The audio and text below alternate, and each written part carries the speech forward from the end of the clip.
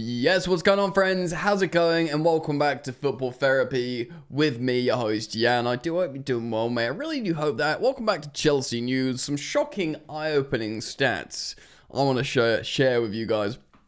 It's basically kind of reaffirming something that I've been feeling more and more lately. A little bit more on Paez. Of course, L'Equipe has reported that he's going to Strasbourg. A lot of Chelsea fans have been disagreeing with that, so I do want to really nail my colours to the mast in my opinion, and obviously, as always, open up the conversation to you guys. And the story is about Madueke still potentially being sold. Again, something else that divides opinion in the Chelsea fan base. Of course, as things stand, he is our most productive winger. The likes of Aston Villa, Tottenham Hotspur are all interested in him. Is it the right thing to sell? Should we sell? Is he got the right attitude for Chelsea? We're going to get into all of it today. Of course, he used to be at Spurs as well when he was a Ute. So thanks for joining me. Lock in. It's going to be a good video. For those of you who haven't seen, there's a kind of a new setup in my office here.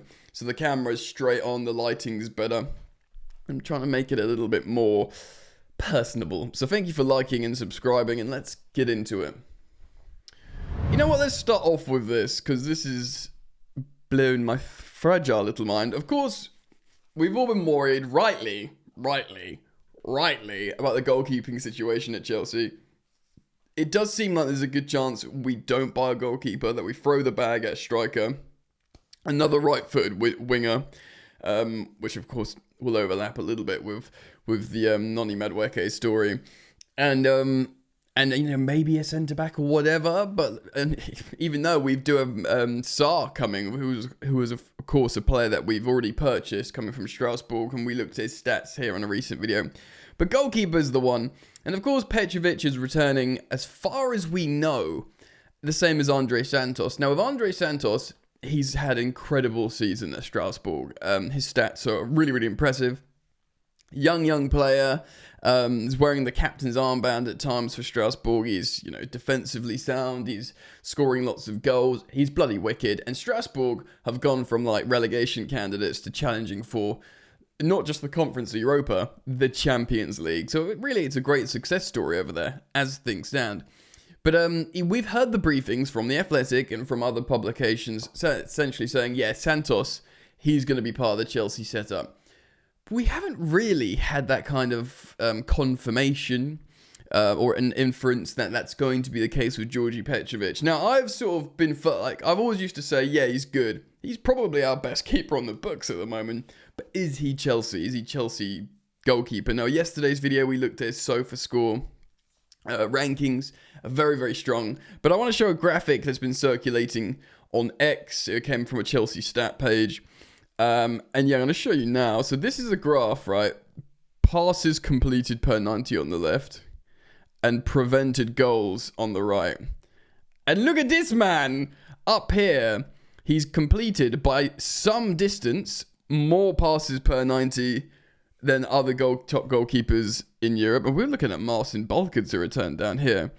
And only one goalkeeper, and it's barely, has prevented more goals for their respective team. Essentially, in Europe, for preventing goals, which is your bread and butter, and completing passes, which, depending on how you play, certainly how Chelsea want to play, is very important. Suddenly, we're looking at Georgi Petrovic way out by himself. And yes, he's playing Ligue 1, but it's still a top 5 league, and he's still playing for a friggin', obviously PSG, but even like Lyon, Monaco, Marseille, all these teams, he's playing for Strasbourg, and he's doing so well. The 24, 25-year-old, however old he is, he's mid-20s still. He's definitely yet to enter his prime as a goalkeeper, but I'm starting to think that, yes, maybe he's the guy. Or at least, I'm feeling more and more confident for us to allocate our funds solely elsewhere. And yeah, we hear, again, briefings and murmurings that, young Penders is the second coming of Thibaut Courtois. And then maybe Georgi Petrovic can just hold the shirt until Penders is ready to demonstrate his immense goalkeeping ability and become the Chelsea superstar goalkeeper. But, you know, like, I didn't finish last season thinking Petrovic was terrible. I was worried that suddenly Sanchez, the guy he benched, was coming back in. But I was like, fresh mind, you know, new coach, new everything. Let's give it a chance. I'm very much done with giving that chance. And maybe Petrovic did well for going on this loan, and maybe it's just put him in a position now where he is good to go. Let me know, do you think he's the one, he's good enough? And do you sort of agree with me that at least he's worth another crack? Let's move on. My washing machine's on the spin cycle, and it might actually tear my flat down. I'm just going to check it's not walked out of my kitchen. One sec. All right, we good. Yeah, so Georgi Petrovic, let me know your thoughts. Look, Paez to Strasbourg, okay? Of course, this is coming from L'Equipe, the French publication. It's spoken about Matisse Amugu going on loan there in the summer. We knew that. We all thought, well, that's okay. We're taking a midfielder away from them, you know, in the shape of Andre Santos. Give them a Matisse Amugu. Kind of fine. I also wonder as well, if Strasbourg do qualify for the Champions League, the fans will be more happier. They'll be like, okay, we're going in the right direction. They'll be frustrated, the likes of Petrovic and Santos is going. Maybe they get a Jorgensen or, God forbid, a Sanchez. Maybe Sanchez will be like, yeah, I'll go and be a Champions League goalkeeper on loan now. But I do wonder if like the likes of Leslie Ugochukwu, who of course we got from Liga 1, probably wanted to come and play for Chelsea, but if we say, look, you know, you're back in Ligue 1, but you're playing in the Champions League for Strasbourg, and you know, you sort of keep the satellite club happy with these good players ultimately, and you keep the players happy because it's suddenly you're not on a relegation scrap with Strasbourg, you're playing exciting football. And I don't know if you followed the social media of Strasbourg. It is vibes at the moment, like Santos, Diego Moreira, you know, all the young lads, they're having such a great time. It looks like a really positive vibe and like the team that's connecting to the fans. And remember, they're not just the youngest team in France, they're the youngest team in Europe. Chelsea are the second youngest team in Europe. Strasbourg are the youngest team in Europe. So it's kind of like an exciting, youthful thing going on over there. So maybe young players will want to go and join, which obviously brings us to Paez to Strasbourg. Of course, the young Ecuadorian attacking midfielder that's already visited Cobham a couple of times now. He's been to a Chelsea game, at least one, to sort of acclimatise to the Chelsea, England, the league, the, you know, surroundings and people, which is smart. L'Equipe is saying that he is going to go on loan to Strasbourg. So obviously this is a French story, French publication. I don't know if they've heard something from Strasbourg, how much, you know, credence we give it, how much truth we believe. I do think, personally, this wouldn't be the worst thing in the world. Of course, him and Estevar Willian were agreed to sign when they were both 16.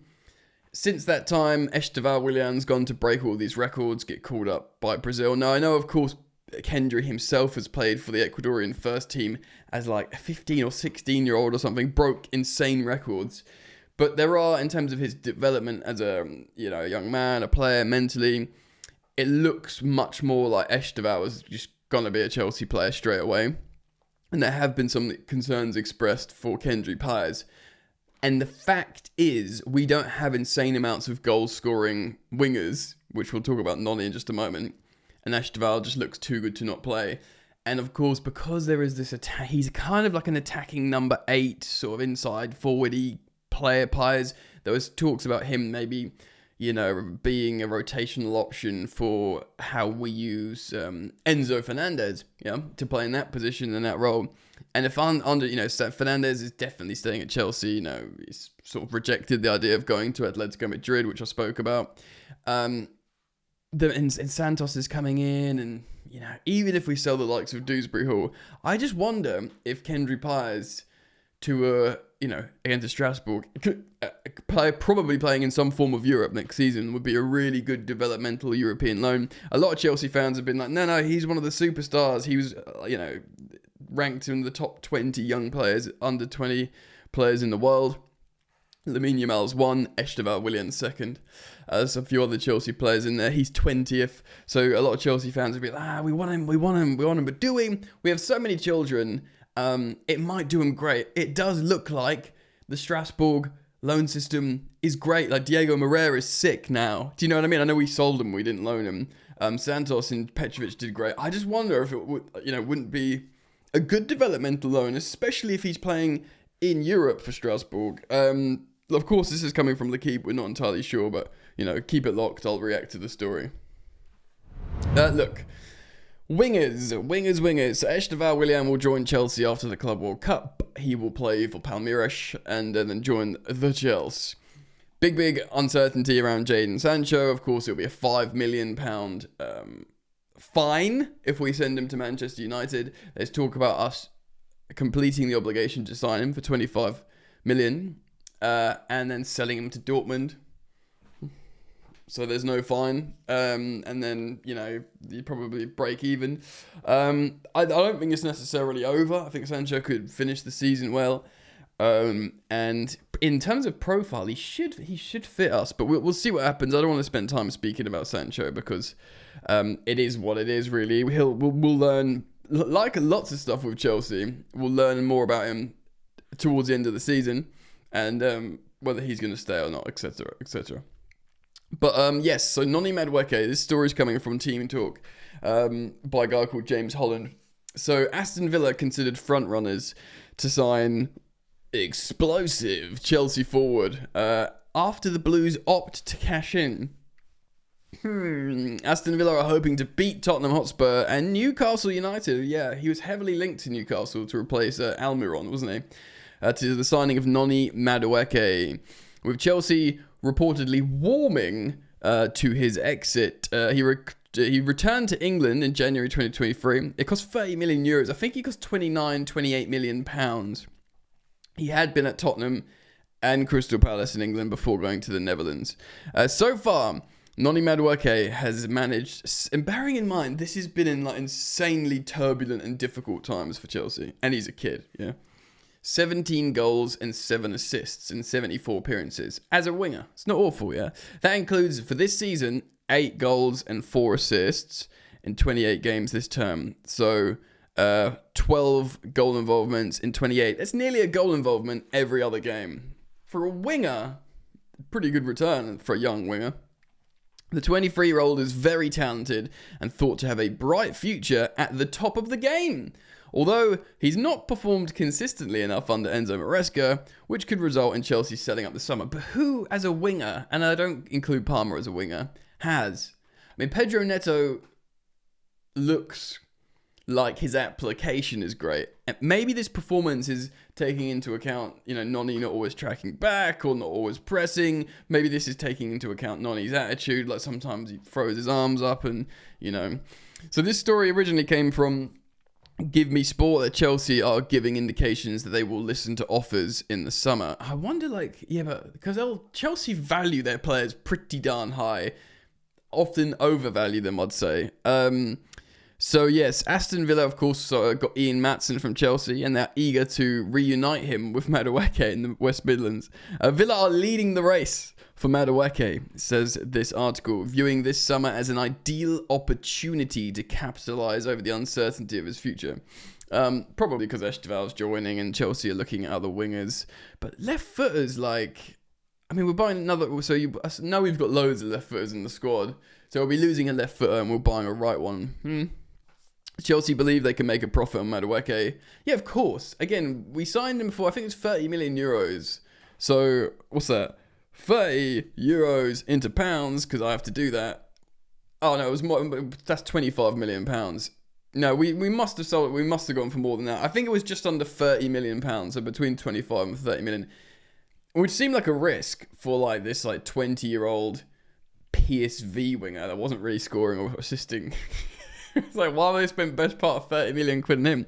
But it looks good because he's since been called up to England. He's got England caps. He's scoring goals in the Premier League. So I wonder if Chelsea might be 50 million quid Newcastle. Oh, you just won a trophy. You just won, you just got into Europe. you know, he's a young player. He's always available, rarely injured. I mean, he's just coming off an injury now, but generally he's always, you know, rarely injured. England caps, world in front of him. I wonder if Chelsea will be like, yeah, 50 million quid, mate. The right side of the attacker is open to a move if it means he will get more minutes. It's so much uncertainty. Like, when will we just settle down and know who's who? I mean, again, the club would argue they're waiting until they find someone who's like indisputable in each position. Caicedo, Palmer, you know, they'd argue long-term Fofana and Colwell as the plan. Reece James, do you know what I mean? Like these players that, yeah, they're just too good to not. Until we get 11 of them, no one is safe, which is a nice idea, but you need to actually give players a chance to develop. I know Madueke's had a decent amount of time at Chelsea, but again, he's been here in the insane mental times. Okay, so of course we got the likes of Pedro Neto now, who's probably, he's more versatile. The one thing you'd say about Noni is he's a right winger. He's a bit like Bukayo Saka in he's going to play and operate in a certain way. I'm not saying he's as good as Saka, but stylistically they're both proper right wingers, chalk and boots, dribbles, 1v1s, get the ball in the box.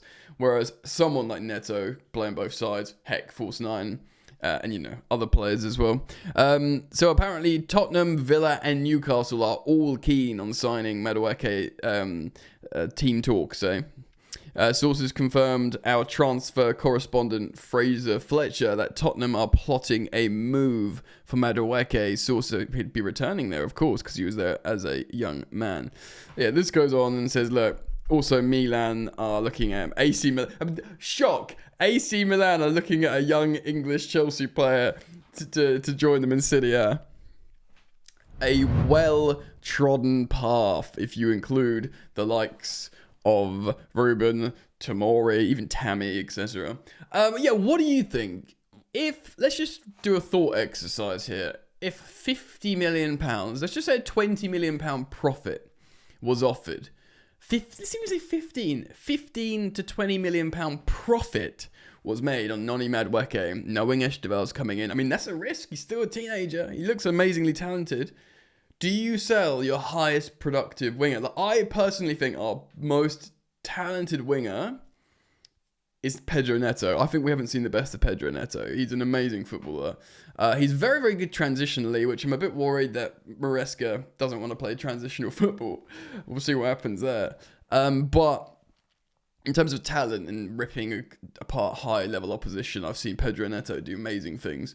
Whether he's going to fit long-term at Chelsea. But like, what do you think? Do you think we should sell Noni if it's a big, you know, and don't be like, well, we should go to Sancho first. It's a separate question. Imagine the Sancho scenario, the Mudryk scenario with his, you know, doping situation. That's all sorted. What do you think about Noni Madueke? Say, again, 20 million, 15, 20 million profit. Do you sell him? Do you try someone else? Do you try and get higher, producing wingers? Because in Maresca's system, say what you want, he wants a lot out of the wingers. And I think he relies on a lot of productivity from the wingers. Hence Chelsea just constantly looking at young, talented wingers all the time. Like, you know, Kenda. I'm reliably informed it's pronounced Kenda, not Quenda. You know, Kenda, Esteval, you know, etc., etc. And they want to buy a high-profile right footer as well in the summer. So let me know. Leave your thoughts down in the comment section below. I'll thank you for joining me here on Football Therapy. Yeah. Thank you for all your support, likes and subscriptions. And I do hope to see you back here soon. Peace.